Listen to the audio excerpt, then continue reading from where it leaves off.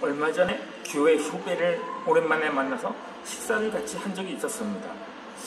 식사를 마치고 커피 전문점에서 차 한 잔을 나누면서 신앙과 사역 등의 많은 이야기들을 나누고 기분 좋게 헤어졌습니다. 그리고 나서 집으로 돌아가는데 갑자기 머리가 어지럽고 몸이 떨리기 시작했었습니다. 분명히 조금 전에 점심을 먹을 때까지만 해도 아무렇지도 않았는데 왜 아픈지 그 이유를 알 수가 없었던 거죠. 가까스로 집에 도착한 나는 곧바로 방에 들어가 이불을 뒤집어 쓰고 누워버렸습니다.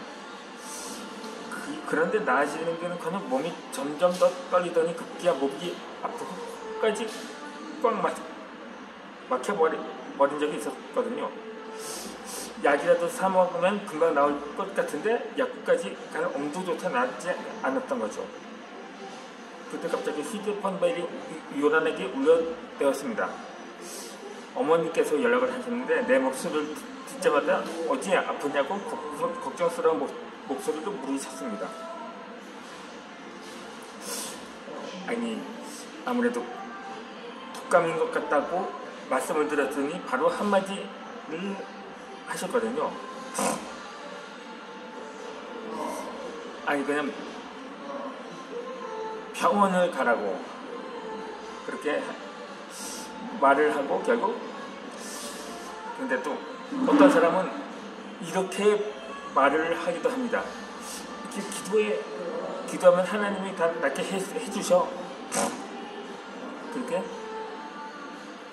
뭐 어머니는 교회 다니신 지 30년이 넘었지만 그래도 사실 이렇게 말하면 정말 잠깐 영적으로 분별력이 있는가 하고 이구심이 남기도 할 만한 하겠죠. 과연 몸이 아픈데 그냥 기도를 하고 흔히 말하는 정신력으로 견디느냐 아니면 병원이나 약국에서 진료를 받느냐 뭐 이렇게 고뇌를 하기 마련이거든요. 그렇다고 해서 모든 일에 뭐 기도만 하라고 하시진 않습니다. 그러니까는 진로나 이사 등의 비교적 큰 일들은 물론이고 일상의 무슨 일, 예를 들어 감기에 걸려도 기도, 세면대가 막혀도 기도만 하라고 하진 않을 것입니다. 아니면 뭐 기술자를 부르던가 아니면 앞서 말했듯이 몸이 아프면 병원을 가서 치료를 받곤 하는 거죠. 물론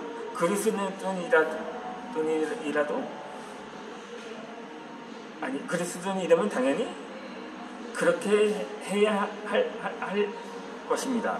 아무래도 우선 기도를 해보고 나서 효과가 없으면 몰라도 말입니다.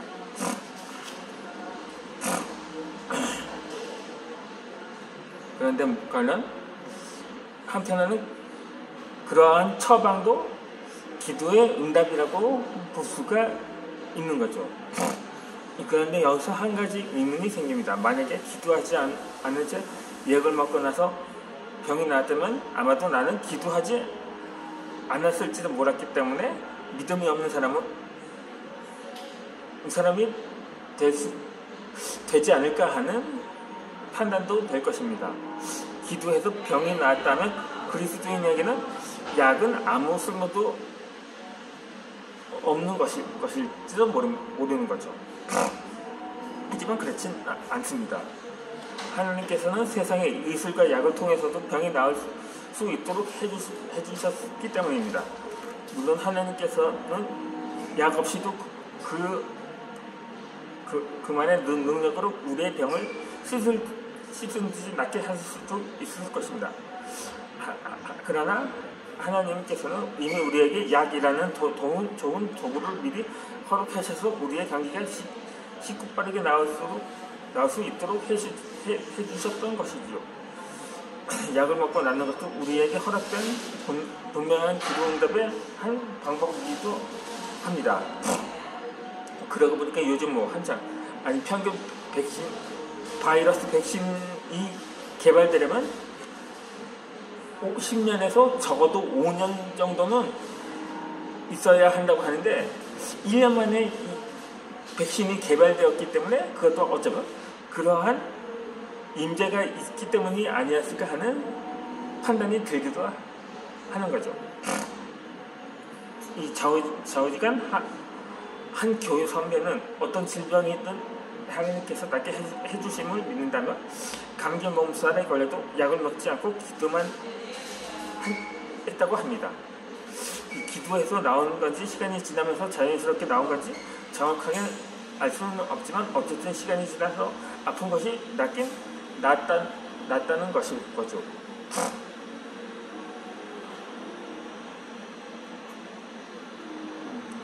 하지만 약국에서 감기약을 사 먹었다면 더 빨리 낫지 않았을까 하는 생각도 들었거든요. 그래서 하나님은 우리의 몸에 한시라도 빨리 건강해져서 주의 일을 더 많이 열심히 감당하는 것을 더 기뻐하지 않으실까요? 한 사람이 아프면 당사자는 물론이고 주변 사람에게도 영향을 미칩니다. 이 감기가 옮을 수도 있고 하던 일을 못하게 돼서 경제적인 시간적인 피해를 줄 수도 있습니다.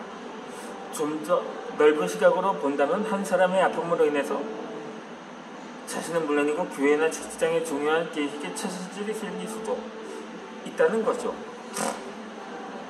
물론 감기에 걸렸을 때 기도로 낫겠다는 믿음 자체를 비판하는 것은 아닙니다. 그리스도인이라면 각자의 믿음이 있고 그에 따라서 행동하는 것은 당연한 거죠. 그리고 삶 속에서 모든 일을 기도로 해결하는 신앙처럼 귀한 것도 없습니다. 하지만 시대적 상황이나 문화적, 사회적 배경을 무시한 채 무조건 믿음만을 앞세우는 것은 다시 생각해볼 일인 것입니다.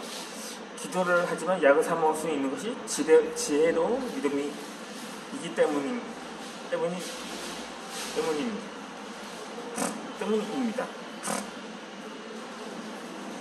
하지만 생명과 건강에 위험한 성향일 경우에는 적극적으로 병원을 찾아 진료를 받되 향후의 치료에 대해 깊이 기도해야 합니다. 이러한 일에는 하나님의 뜻과 계획하심이 숨어있는 경우가 많기 때문인 거죠. 주변에는 실제로 그분의 치유하심을 통해서 질병이 낫는 기적도 일어나는 것을 보게 됩니다.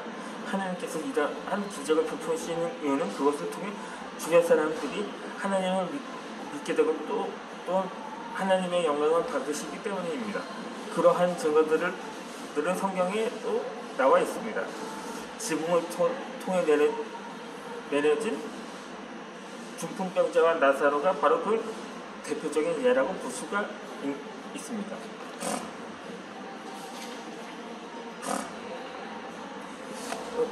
또한 날 때부터 맹인된 자를 보면 누구의 죄 때문에 이 사람이 이렇게 되었느냐는 제자들의 질문에 주님은 하나님이 하시는 일을 나타내고자 함이라고 말씀하셨습니다.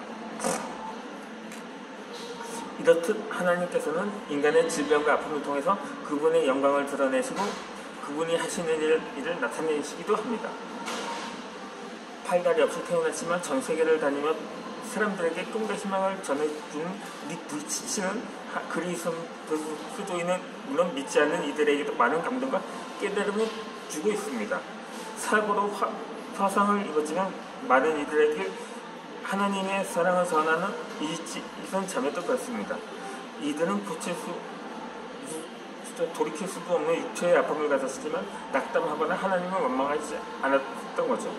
오히려 육체는 멀쩡해서 마음이 병들고 정신적으로 고통받는 이들에게 치유와 자유함을 선물하는 귀한 사역을 감당하고 있는 것입니다. 또 기도로 병이 낫는다고 하는 것은 계속해오던 치료를 무조건 중단한 채 치유 집회를 열심히 따라다니거나 기도원에 들어가는 것만은 의미하는 것이 아닙니다. 오히려 수술이나 치료를 감당한 의사의 손길을 통해 하나님께서 역사하시기를 간구해야 합니다. 담당 의사가 그리스도인이냐 아니냐 하는 문제는 중요하지 않습니다. 만일 그 의사가 그리스도인이 아니라 하더라도 하나님께서는 그의 경험과 의술을 통해서도 역사하시기 때문인 거죠. 또한 치료하기 환자의 몸을 잘 붙도록 치료하는 것도 중요합니다. 예를 들어 암이나 백혈병의 경우에는 항암치료로 인해 예상치 못한 부작용이 발생할 수도 있습니다. 머리가 빠지거나 온몸이 시리도록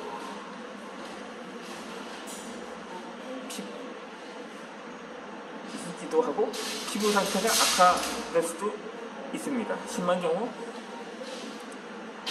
신체의 일부를 상실할 수도 있습니다. 이런 경우에는 항암제를 사용할 것인지 말 것인지 먼저 기도하며 하나님께 지혜를 구하는 것이 좋습니다.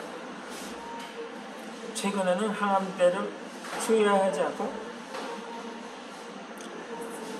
재련연법이나 식이요법을 통해 암이 완치되었다는 이야기들도 자주 접하게 됩니다. 일본인 의사인 나카무라 지니치와 콘도 마코토는 암에 걸린 채로 행복하게 사는 법이라는 책을 통해 암에 걸린 사람은 병원과 의사를 멀리해야 더 좋다는 역설적인 주장을 하기도 합니다. 그러다 보니 이런 책 제목도 있더라고요. 의사에게 살해당하지 않는 47가지 방법이라는 제목의 책도 있는데, 그러나 무조건 의사와 약만을 신뢰하는 것도, 또 확신한 근거도 없이 책이나 포털사이트의 지식 검색 등을 통한 자연적인 치료법에 대한 의존하는 것도 바람직하지 않다는 거죠. 병의 종류나 상태, 치료 방법들에 따라서 융통성 있게 기도해야 합니다. 하지만 적지 않은 사람들이 믿음이라는 이름으로 무모하게 밀어붙인다 오히려 병을 키우는 경우도 없지 않습니다.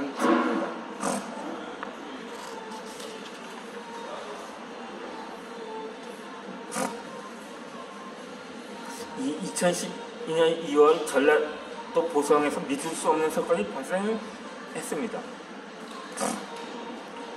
교회 목사가 1월부터 감기 증상을 보인 두 자녀는 병원 치료도 받지 못하게 한 채 기도만 하다가 결국 죽게 만든 것입니다. 그것도 모자라 숨진 자녀를 살린다면 술죄 방치하고 큰딸이 먼저 숨지자 기도하며 살아난다고 믿고 장례도 치르지 않고 10일이 넘도록 기도만 했다고 합니다. 경찰 조사 결과 그 목사는 안주 기도는커녕 신학교도 다니지 않았으며 해당 교회 또한 교단에 속해 있지 않았다고 합니다. 사실상 그러니까 목사 행세를 하고 했던 사람이라고 볼 때 볼 수가 없었던 거죠. 그렇다고 사이비 교주냐고 생각할 수도 있을 것입니다. 아무튼지간에 정도 차이가 있을 거예요. 우리의 일상생활에서도 이러한 일들이 심천치 않게 일어나고 있음을 볼 수가 있다는 것입니다. 그럼 이어서 영상을 올려드리도록 하겠습니다.